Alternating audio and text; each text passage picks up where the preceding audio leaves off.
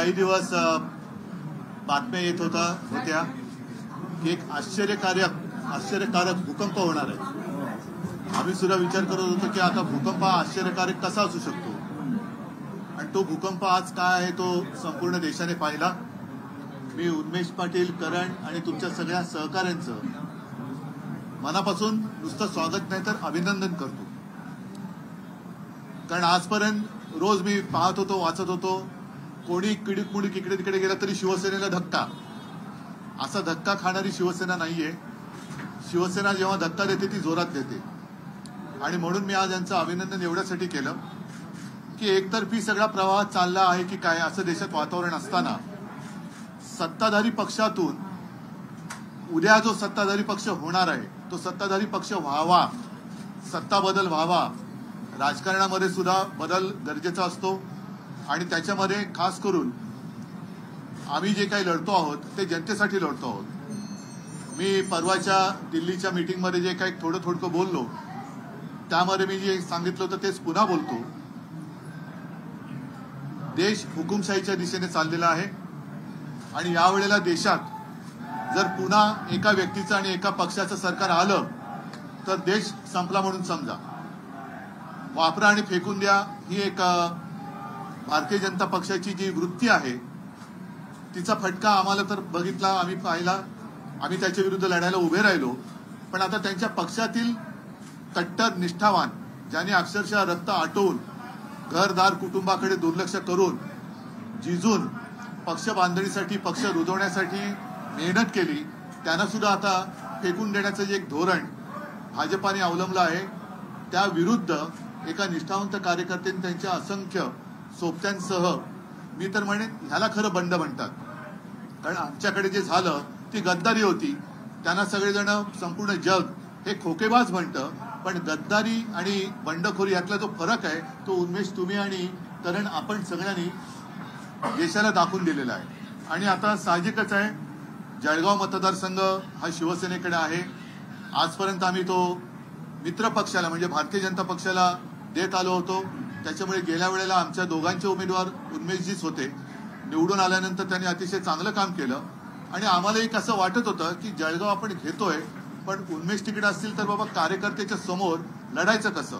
आता त्या कार्यकर्त्यावरतीच अन्याय झालेला आहे, केवळ त्यांना काहीतरी हवंय म्हणून ते आलेले नाही, तर मला काहीतरी करण्याची जी इच्छा आहे ती मी इकडे करू शकत नाही, आणि संपूर्ण वेगळ्या दिशेने आपला पहिला पक्ष चाललेला आहे त्यांना जाणवल्यानंतर आज ते शिवसेनेत आलेले आहेत। म्हणून मी त्यांचं स्वागत करतो, आणि बाकी एकूण काही प्रश्न असतील तुम्ही विचारा।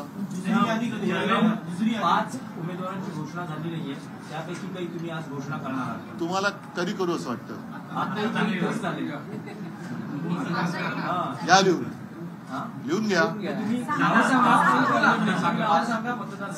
पहिला कोणता घेऊ, दुसरा कोणता घेऊ? ठाणे झालं ना रे?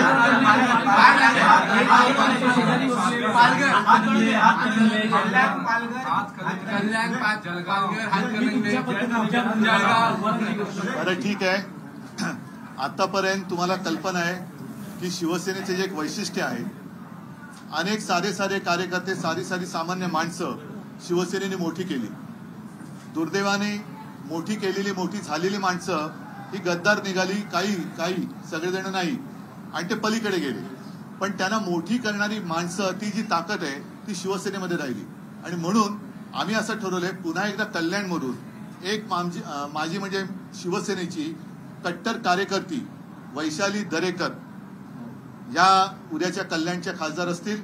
सर्वसामान्य कुटुंबातल्या दरेकर ताई आहेत, आणि त्या सुद्धा या आता जे मोठी केलेली लोक आहेत त्यांना टक्कर देऊन तिथला तमाम जो शिवसैनिक आणि शिवसेनाप्रेमी मतदार आहे तो त्या मस्तवाल गद्दारांना गाडल्याशिवाय राहणार नाही। म्हणून कल्याण डोंबिवलीमधून मी वैशाली दरेकर राणे, त्याच्यानंतर हातकणंगलेमध्ये आमचं सत्यजित पाटील यांचं नाव मी जाहीर करत आहे। त्याच्यानंतर पालघरमध्ये आदिवासी आमच्या महिला आहेत भारती कांबडी, त्यांचं नाव मी जाहीर करत आहे। आता फक्त राहिला जळगाव।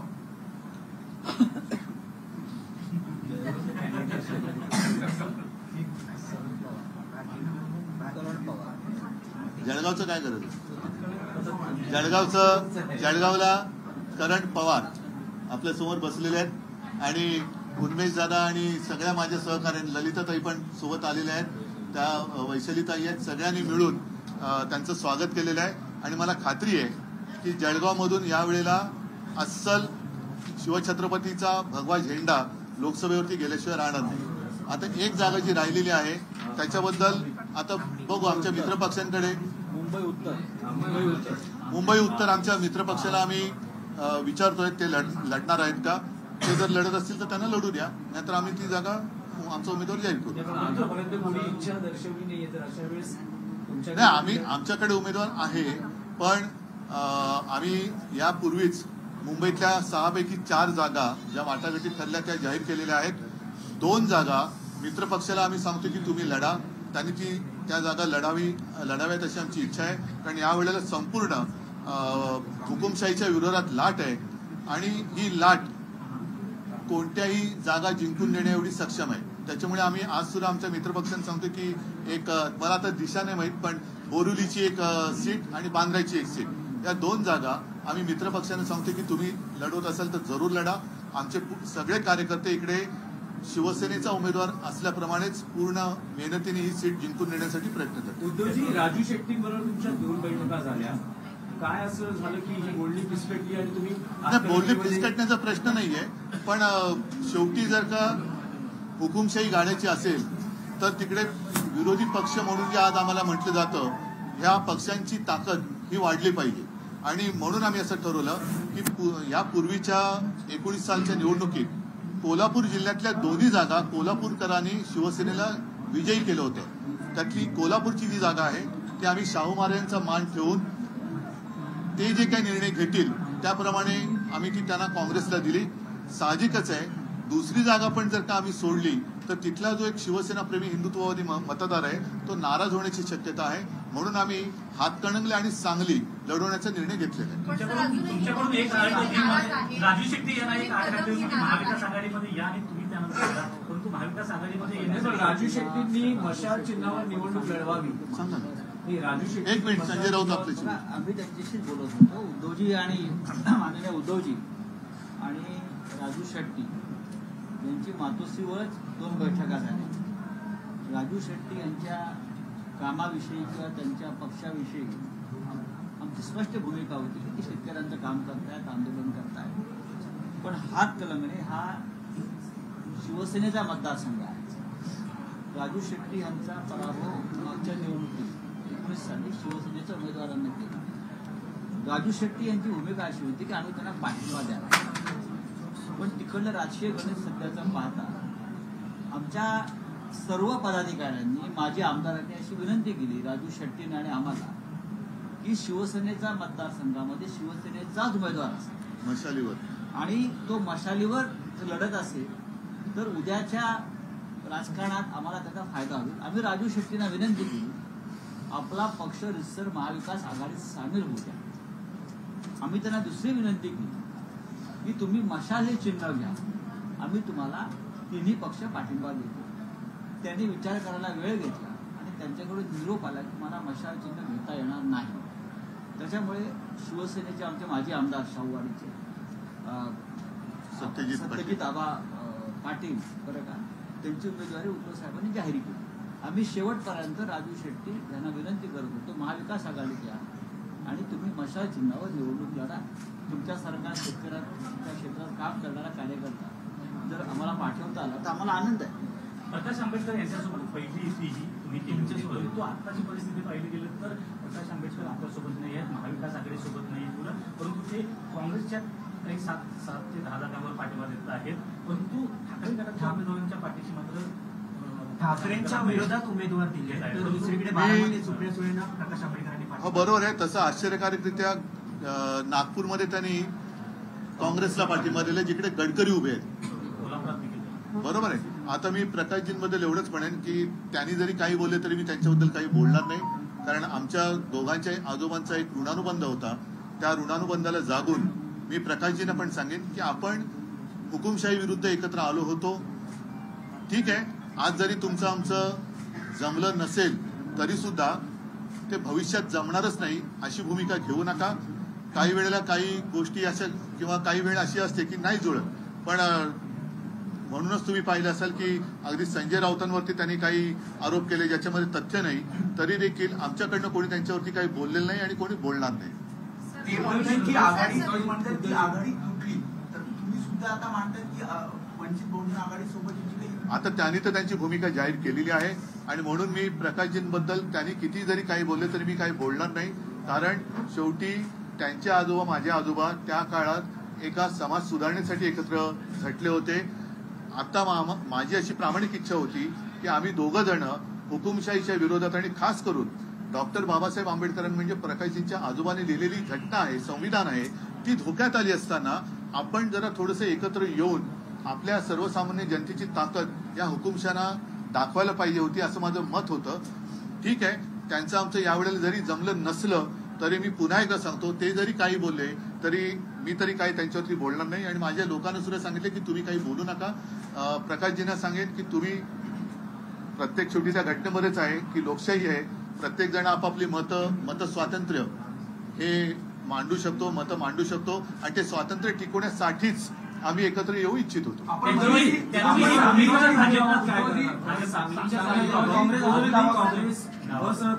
सांगलीची जागा जाहीर होऊन आता 10 दिवस झालेली आहे. मला वाटतं उद्या का परवा संजय राऊत स्वतः तिकडे चालले. आमचा प्रचार अरे एक मिनिट बोलतो. आमची तिकडे प्रचाराची सुरुवात झालेली आहे आणि आता ज्या 2 जागा मुंबईतल्या आहेत त्या दोन्ही जागांमधले माझे शिवसेनेचे कार्यकर्ते मला विचारतात की उद्धवजी काय करायचं, बाकी ठिकाणी प्रचार सुरू झालेला आहे, आपला मित्रपक्ष या जागा लढवतोय की नाही, लढवणार असेल तर कोण लढवतोय आणि उमेदवार कोण, तसा आम्हाला आदेश द्या, आम्ही प्रचाराला सुरुवात करतो. माझी अपेक्षा अशीच आहे की त्याचप्रमाणे जशी रामटेकची जागा आम्ही त्यांना सोडली, जी आमची जिंकलेली जागा होती, अमरावती सोडली, कोल्हापूर सोडली, तिथल्या सगळ्या कार्यकर्त्यांना समजावून मी तिथल्या काँग्रेसच्या किंवा राष्ट्रवादीचे जे उमेदवार असतील त्यांच्या प्रचार कार्याला सुरुवात करायला सांगितले. त्याच्याप्रमाणे ते काम सुरू झालेलं आहे. माझी अपेक्षा अशी आहे की काँग्रेसने सुद्धा अधिक वेळ न दवडता ज्याप्रमाणे आता वाटप झालेलं आहे त्याच्याप्रमाणे आपण काम करायला सुरुवात करायची आवश्यकता आहे. सांगलीत मैत्रीपूर्ण लढत झाली तर मैत्रीपूर्ण लढतीला काही अर्थ नसतो, कारण जेव्हा मैत्री असते तेव्हा लढत नसते आणि मैत्री पूर्ण होते तेव्हा लढत होते. त्याच्यामुळे तो निर्णय हा मला नाही वाटत ते करतील, कारण तसं झालं तर तो केवळ महाराष्ट्राचा नाही तर देशाचा घात होईल. जिस तरीके से आज आपने कई उम्मीदवारों की यादी जाहिर की, उसमें मुंबई की 2 सीटें हैं, उन पर किस तरीके से शिवसेना का फैसला है और प्रकाश अम्बेडकर और आप जानते हैं कि मुंबई में कुल मिलाकर 6 जगह है, उनमें से 4 तो हमने डिक्लेयर की है, 4 तो हम लड़ रहे हैं, हमारा प्रचार शुरू हुआ है. जो बाकी जो 2 सीटें हैं, मैं ईशान्य वायव्य नहीं करता, एक खास कर बांद्रा की सीट और दूसरी बोरिवली की. तो हम चाहते हैं कि हमारे जो मित्र पक्ष है वो वहां से लड़े और जो भी वो लड़ना चाहते हैं उसका काम मेरे शिवसैनिक जरूर करेंगे. प्रकाश अम्बेडकर जिस तरीके से शिवसेना के जो भी कैंडिडेट हैं उनके खिलाफ अपना कैंडिडेट दे रहे हैं, वहीं एनसीपी और कांग्रेस के कैंडिडेट को पीछे से समर्थन कर रहे हैं, इसको कैसे देखते हैं? मैं उनके खिलाफ कुछ कहना नहीं चाहूंगा. मैंने तो कोशिश की और जैसे आपको याद होगा हम दोनों के दादाजी ग्रैंडफादर साथ में मिलकर काम किया करते थे. उन्होंने काम किया, समाज प्रबोधन का काम उन्होंने किया और आज भी मैं चाहता था या चाहता हूं कि हम दोनों मिलकर संविधान जो डॉक्टर बाबा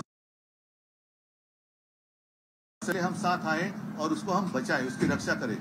ठीक है, आज वो बात नहीं बनी, लेकिन फिर भी अगर प्रकाश जी कुछ भी कहना चाहते हैं तो मैं कहता हूं कि आज अगर बात हमारी ठीक से हुई नहीं तो इसका मतलब ये नहीं कि भविष्य में नहीं होगी. तो कृपा कर आप हमारी आलोचना ना करें. अगर आपने आलोचना की तो भी मैं आपकी आलोचना करने वाला नहीं हूं और मेरे सारे लोगों को मैंने कहा है कि प्रकाश जी के बारे में कुछ भी मत कहिए.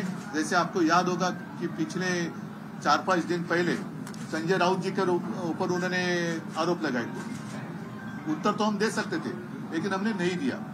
हम लड़ना जिसके साथ चाहते हैं उसके साथ हम लड़ेंगे. लेकिन प्रकाश जी को आज भी मैं कहता हूं कि ठीक है, थोड़ा आज बात नहीं बनी, आगे जाकर बनेगी. लक्ष्य हमारा एक होना चाहिए.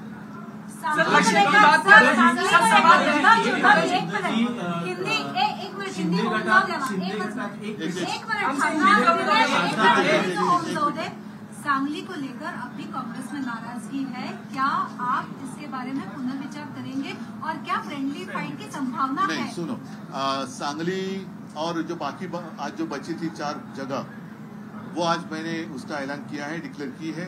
कल परसों स्वयं संजय राउत जी भी वहां जा रहे हैं, तो हमारा वहां प्रचार शुरू हुआ है।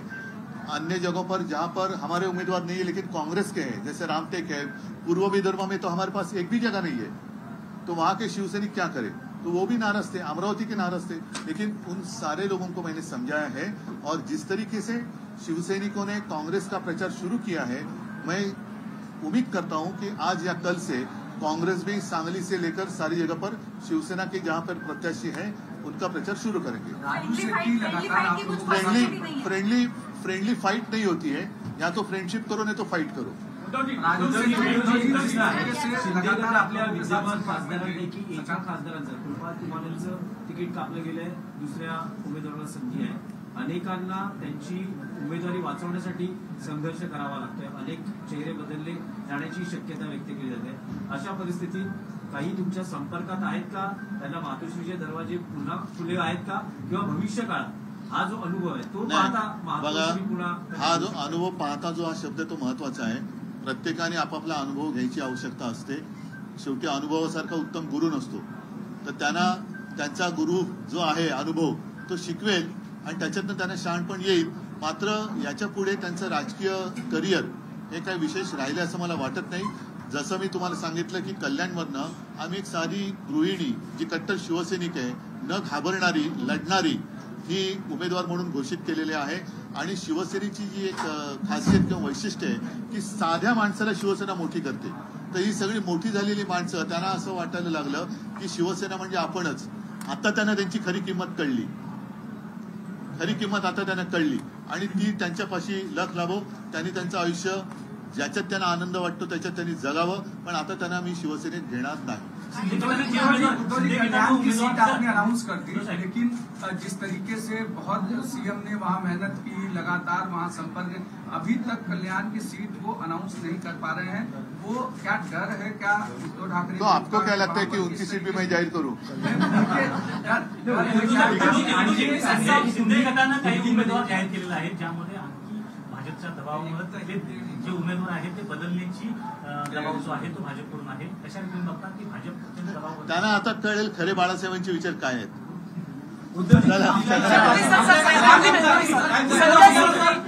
आपके जो नेता है संजय सिंह, उनकी जमानत हो गई लगातार। आपके मतलब उनके हमारे संजय राउत है। आम आदमी पार्टी की बात करो, संजय सिंह की जमानत हो चुकी है, वो बाहर आ गए, लेकिन जिस तरह केस केजरीवाल पे बना है अभी भी अंदर है, इस बारे में क्या कहेंगे? क्या इस तरह का फैब्रिकेटेड सारा मामला है? आप किस तरह से? सर, ईडी ने विरोध नहीं किया जब बेल एप्लीकेशन फाइल हो रही थी, तो ईडी ने इसका विरोध नहीं किया। अभी थोड़ा कोई सबूत नहीं था इसके मद्देनजर। नहीं, अभी जिस तरीके से सुप्रीम कोर्ट इनको फटकार लगा रही है, तो शायद मुंह बचाने की कोशिश ईडी, इनकम टैक्स, सीबीआई और मोदी सरकार कर रही होगी। ठीक है, चल।